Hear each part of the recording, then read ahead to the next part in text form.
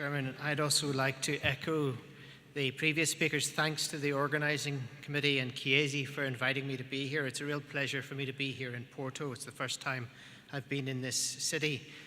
These are the European guidelines, not the international guidelines, I'd have to stress. And the guidelines have been a work in progress really since 2005, when Linda Storari from Chiesi thought it'd be a useful thing to have recommendations for clinicians to use whenever they were looking after babies with RDS who may be using their surfactant product. Now, although I've said Linda has been involved, the guidelines group has since come under the auspices of the European Association of Perinatal Medicine, and none of the experts who are on the guidelines panel receive any honoraria, and there's no pharma company involvement in the guidelines as they're produced. And given the limited time, really what I want to do is give you an introduction to the most recent guideline, the 2013 guideline, really discussing what has changed, because many of you may be familiar with the guidelines over the years, and highlight some of the recent evidence forming opinion. This is the current guidelines group. You'll see my colleague, Professor Henry Halliday from Belfast. He was tasked with putting together a team of 10 experts from 10 different European countries.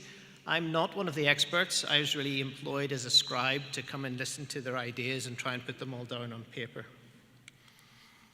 So I'm not going to talk about RDS. Everybody in this audience knows all about RDS, a condition of pulmonary insufficiency, which is mainly confined to preterm infants, which begins on day 1, and it's related to surfactant deficiency. There's been many, many randomized controlled trials of different interventions to help babies with RDS, and obviously the overall aim is to try and maximize the number of survivors, because if left untreated, this condition is fatal. And some of the things that we do to help babies with RDS have associated adverse effects. So things like intubation and oxygen can be bad for babies, and obviously when we treat them, we want to minimize the potential adverse effects of therapy. And thankfully, many of these interventions have been studied in randomized controlled trials, and there's been many systematic reviews. And the purpose of the guideline group was to look through all of this evidence to try and come up with sensible recommendations. The guidelines cover quite a broad number of areas, and we're not going to be able to go through them all today, but they begin with prenatal care, go through delivery room stabilization, surfactant therapy, oxygen supplementation, different forms of respiratory support, as well as sections on supportive care and miscellaneous considerations. But for this afternoon, I'm really just going to focus on the ones that are relevant for the topic of this evening, which is the golden hour. It's really the management of the transitioning preterm infant and the early respiratory care. So the guidelines begin before birth, and these recommendations have been largely unchanged since the original guideline in 2007. The experts on the panel I'll start by saying, the guideline group were asked also not only to make recommendations, but to grade the strength of evidence supporting each of the recommendations. And they've used a new system on this guideline based on the grade criteria. But in very simple terms, grade A evidence comes from very high quality randomized controlled trials or systematic reviews. Grade B from smaller randomized controlled trials. Grade C from cohort studies, and grade D evidence really is expert opinion or case studies. So beginning before birth, babies who are going to be born early, the experts felt should be transferred to perinatal centres who are used to and who have a high throughput of very low birth weight babies. There's evidence from cohort studies that babies do better if they're born in bigger centres with a higher throughput. Mums with threatened preterm labour should be offered a single course of antenatal steroids between gestational ages of 23 and 34 weeks. And again, we all know that there's really good evidence to support that. It reduces death and reduces intraventricular hemorrhage. I've put new guidelines in red for clarity, just to show you what has changed in the current guidelines. So there's a new recommendation on prenatal care where a repeat course of antenatal steroids should be considered if a baby is due to be delivered less than 33 weeks gestation and the first course has been more than 2 to 3 weeks earlier. And again, there's a Cochrane meta-analysis to support that there's a further reduction in RDS if a second course of steroids is given in these circumstances. There's not much evidence for using steroids above 34 weeks, except in the scenario where women are undergoing elective cesarean section before term, where there's some evidence that if you give them steroids, you will reduce respiratory morbidity. Mothers who have preterm, pre-labor rupture of membranes should be given antibiotic therapy because this will delay the onset of delivery and you'll have a more mature baby, potentially with a better outcome. And there is evidence that if you use tocolytics, you can delay the onset of delivery to allow time for antenatal steroids to take effect and to allow safe transfer of a baby to a perinatal centre if that's required. What about delivery room stabilisation? These haven't really changed, although they've maybe become a little bit more evidence-based in the last set of guidelines. The guidelines begin by stating, if possible, we should delay cord clamping by at least 60 seconds. There's now a Cochrane meta-analysis by Haki Rabi, who's at this meeting, telling us that this will potentially reduce interventricular hemorrhage, improve blood pressure, and may reduce the need for blood transfusion. If we're going to plan to use oxygen, we should have access to a blender, and we should start by using around 21 to 30% oxygen, titrating it up according to the baby's saturations, using the normal nomograms which have been published now, which tell us that babies are usually saturated at about 40 to 60% a minute after birth, increasing gradually to around 85% by about 10 minutes of age. If the baby is spontaneously breathing, which most of them are when they're delivered prematurely, the baby should have an attempted stabilization with CPAP using mask or prongs at about 5 to 6 centimeters of water. And there's grade A evidence for that. And we shouldn't plan to intubate babies in the delivery suite. We should reserve intubation for those babies who've not responded to gentle positive pressure ventilation through a face mask. But if babies do require intubation for stabilization, then they should be given surfactant. All of this stabilization should occur with the baby inside a plastic bag or under occlusive wrap under a radiant warmer in order to prevent heat loss. And there's a new recommendation in the current guideline that we should remember to remove the plastic bag and take the babies out of the radiant warmer fairly quickly after admission in order to avoid them overheating. So the group has always been strongly in favour of using CPAP for stabilization. And although it's been recommended all along, the strength of evidence supporting this has gradually improved over the last 8 years. In the 2007, in the original guideline, the experts felt that babies under 28 weeks should be intubated for prophylactic surfactant. And then shortly after the first guideline was published, the COIN trial was published, and it was the first study which gave us some reassurance that maybe we didn't need to intubate every baby in the delivery room. You've already seen the data from the COIN trial, where 610 babies of 25 to 28 weeks gestation who, if they were breathing at 5 minutes of age, were randomized to initiation of CPAP or intubation in the delivery suite. And there was no pre-specification for surfactant, and because they were recruited antenatally, many of them had received antenatal steroids. And in the COIN trial, you can see that if you plan to intubate, then 3/4 of babies get surfactant. If you plan to start on CPAP, babies of 25 to 28 weeks, only about half of them end up intubated, and only 1/3 of them end up getting surfactant. And there was no overall difference in the rate of death or chronic lung disease, although there was a slightly worrying increase in pneumothoraces. And for this reason, in the 2010 guideline, the experts still felt that there was a group of babies for whom prophylactic surfactant would probably be beneficial. And in 2010, it was recommended that all babies under 26 weeks gestation should be intubated for prophylactic surfactant. So I'm just going to talk a little bit about what else we knew in 2010, which will help me to describe the way things have changed with the most recent guideline. We knew that for surfactant to be effective, that you needed at least 100 milligrams per kilo of phospholipid, but there was evidence that 200 milligrams per kilo was better for established RDS. We knew that you had to give surfactant directly into the lungs as a bolus, and this required intubation, which was a bit of a downside, but that was the only way at the time that people were thinking about giving surfactant. We knew that the earlier you gave surfactant, the better it worked, and if you gave it prophylactically, there was a Cochrane meta-analysis by Roger Saul, which told us that you would save lives and potentially reduce pneumothoraces and PIE. And we knew that you could give surfactant to some babies who were on CPAP without mechanically ventilating them if you were willing to use the INSURE technique. and we knew that some babies would need a second and sometimes even a third dose of surfactant. And a lot of the influence of how people were thinking at the time was based on the 2001 Cochrane meta-analysis, which showed us that babies given prophylactic surfactant had fewer deaths, had fewer pneumothoraces, less PIE, although there was no overall reduction in chronic lung disease. Now, at the same time that we had this data, there was also a little bit of a niggle in the back of people's heads because of Mary Ellen Avery's landmark publication from the late 80s, which was comparing 8 large centres in the United States for the rates of BPD. One of the centres had a much lower incidence of chronic lung disease, and in this centre there was a very strong proactive use of non-invasive respiratory support. So people were kind of wondering if they were really doing the right thing. Now, why would you want to avoid prophylactic surfactant?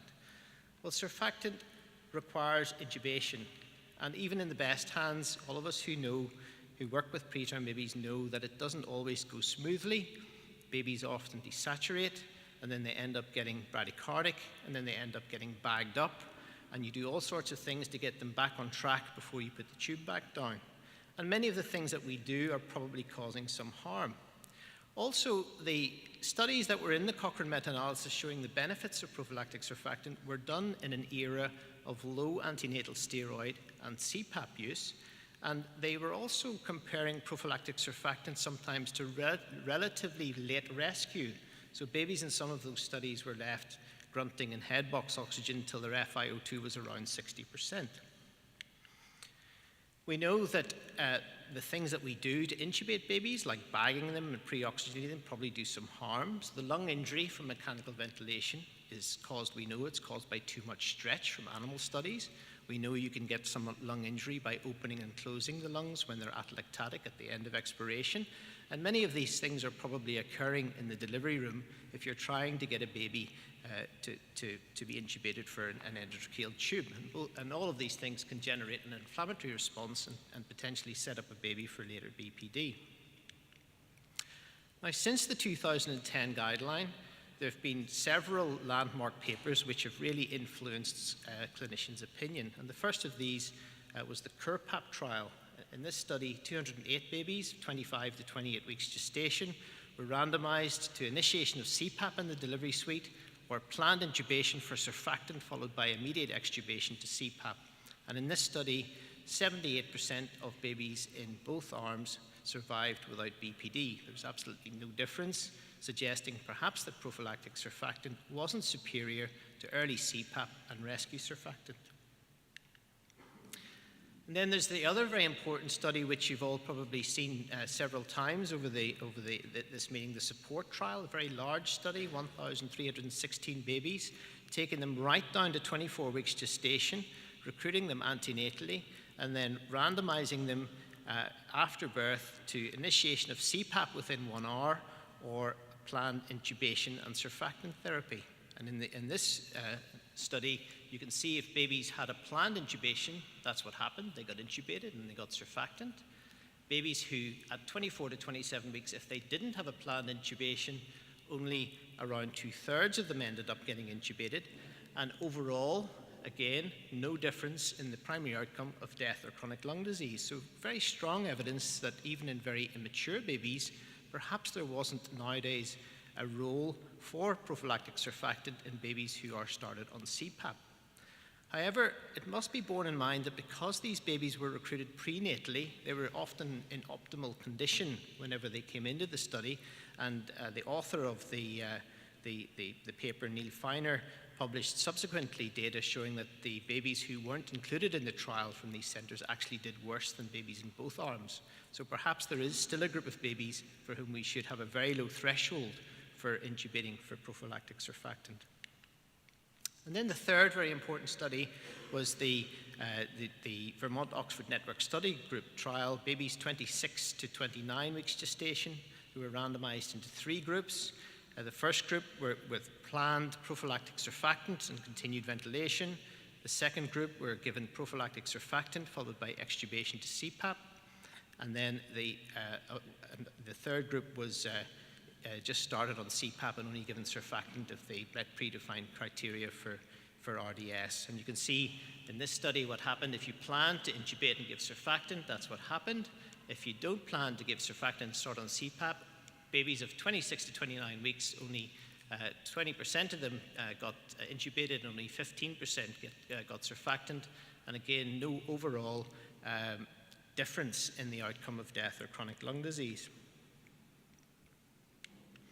Now, these three important studies have been put together as part of a new Cochrane meta-analysis of the role of prophylactic surfactant, published last year by Rojas Reyes, and I think Professor Saul's one of the co-authors again.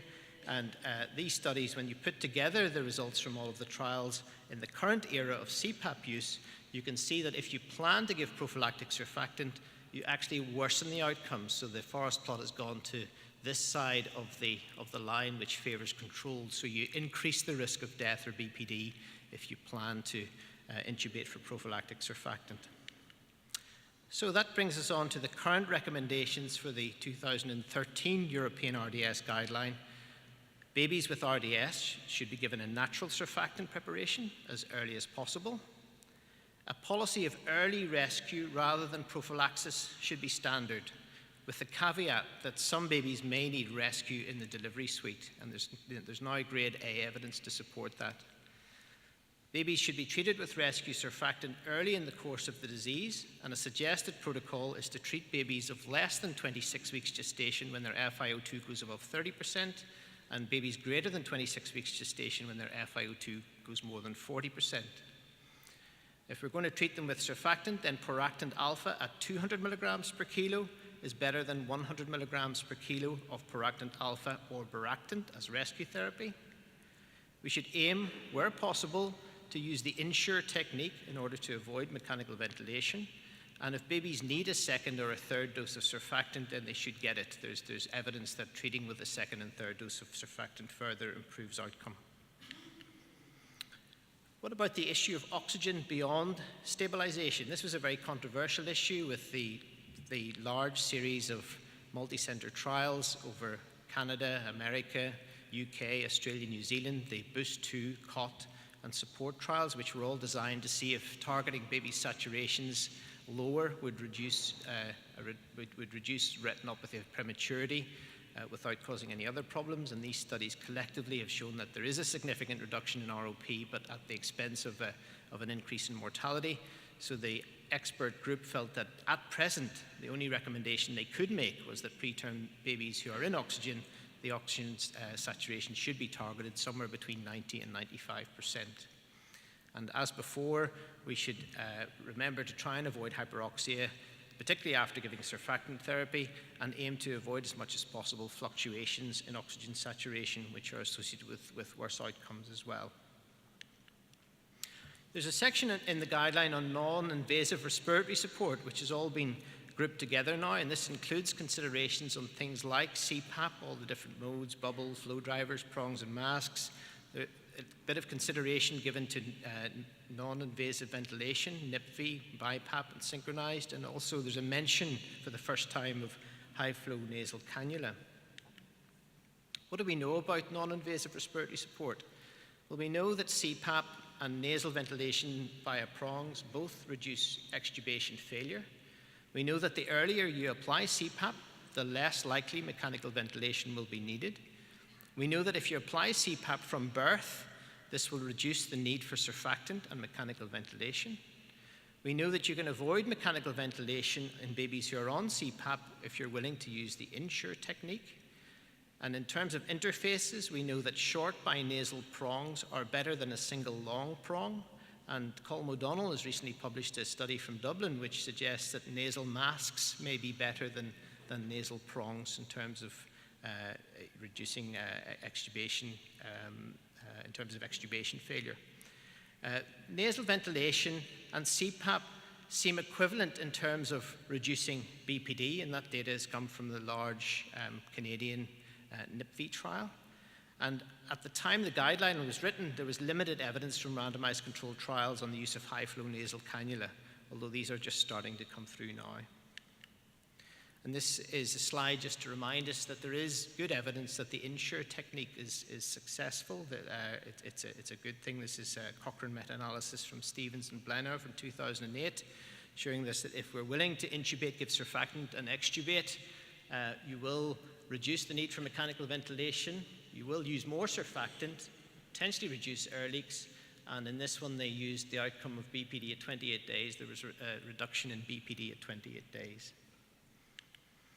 And this is a slide that was given to me by my colleague in Belfast, David Miller, who was one of the workers who set up with Harish Kirpalani in McMaster, the Canadian NIPV trial, and the primary outcome was whether if you allowed babies to have nasal ventilation or if you only allowed them to have CPAP, whether you would help reduce BPD. Intuitively, you'd think if it kept them off ventilators that it would, and you can see there's absolutely no difference if you keep babies off nasal ventilation and only allow them CPAP.